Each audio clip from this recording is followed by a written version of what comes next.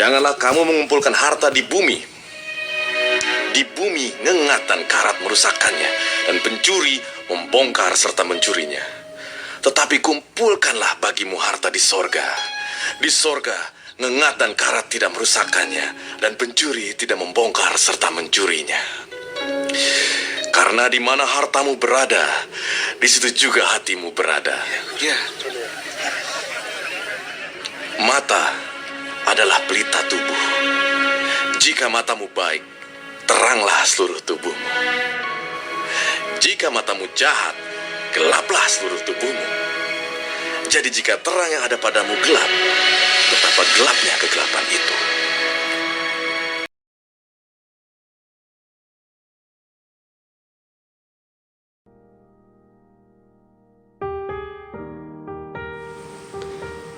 Menjadi kaya adalah suatu berkat, tetapi kita harus berhati-hati dalam menerima, mengelola, dan memelihara kekayaan itu. Uang itu penting, tetapi lebih penting lagi bagaimana cara menggunakannya dengan baik.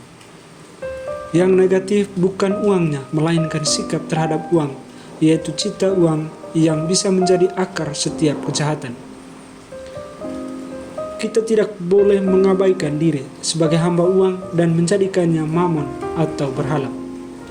Di tengah-tengah khotbah di bukit, Yesus berkata, "Di mana hartamu berada, di situ juga hatimu berada." Ini adalah sebuah pernyataan yang mendalam. Tidak ada seorang pun dapat menyangkal bahwa di mana kita membuang harta kekayaan kita, waktu kita, kemampuan kita, dan keuangan kita, di situ pula kita dapat menemukan hati kita. Apabila kita memeditasikan kata-kata ini, maka hal ini dapat memprovokasi suatu pemeriksaan diri yang sungguh dapat mengungkapkan hal-hal yang mencerahkan. Di mana hatiku? Di mana saya membuang harta kekayaan? Bunda Teresa dari Kalkuta pernah berkata, "Kemiskinan adalah kemerdekaan." Kehidupannya membuktikan bahwa semakin kita tidak terlekat pada hal-hal duniawi, semakin bebas merdeka kita untuk mengalami kasih Allah dan pewahyuan dari Roh-Nya. Hal ini bukan berarti bahwa kepemilikan harta material itu jahat secara intrinsik.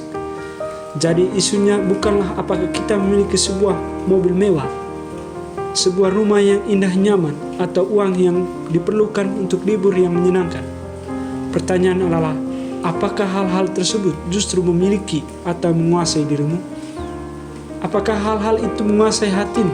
Apakah hal-hal itu menjadi hartamu? Ketika janji-janji duniawi dihayati sebagai janji surgawi abadi, yang terjadi adalah bencana. Bukan lagi hati manusia yang memiliki harta, tetapi hatinya sekarang dikuasai dan dimiliki oleh harta duniawi. Hatinya diperbudak oleh harta duniawi. Harta dan hati keduanya erat saling merajut. Mengapa harta dapat mengkail hati manusia? Karena di balik setiap hal yang dianggap harta tersimpan janji-janji yang dicari hati manusia. Hati manusia rindu akan kebahagiaan. Kita pasti setuju bahwa mata tidak bisa berbohong. Bahkan ada pepatah terkenal yang menyatakan mata itu jendela jiwa. Pepatah ini serupa dengan pernyataan Yesus hari ini. Mata adalah pelita tubuh. Melalui pernyataan ini, Yesus mau menyatakan hendaknya kita hidup dengan tulus dan murni, karena semuanya itu akan terpancar lewat mata kita. Hidup dengan tulus dan murni berarti hidup dengan tidak berpura-pura. Selain itu, apa yang dilihat dan dinilai oleh mata mencerminkan kondisi hati orang tersebut. Misalnya, orang yang selalu memandang negatif orang lain mencerminkan hatinya yang sulit untuk menghargai dirinya sendiri. Sebaliknya, orang yang dapat menghargai diri sendiri akan cenderung melihat hal yang baik dari orang lain. Sebagai pengikut Kristus, mata kita harus seperti mata Kristus. Mata yang selalu memandang dengan belas kasihan orang yang lemah dan sakit. Mata yang tidak menghakimi perempuan yang berbuat zina, namun mengampuninya. Mata yang membuat Matius si pemungut cukai bertobat dan menjadi salah satu rasulnya.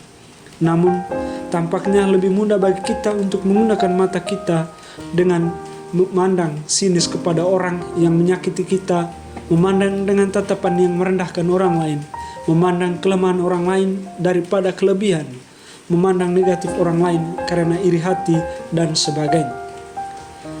Agar dapat memandang dengan mata Kristus, pertama-tama perlu memohon rahmat itu di dalam doa. Namun perlu diingat, rahmat itu hanya diberikan oleh Allah kepada orang yang berusaha hidup seperti Kristus. Kita tidak bisa memohon rahmat itu apabila dalam hidup kita terus memandang rendah atau selalu berprasangka buruk.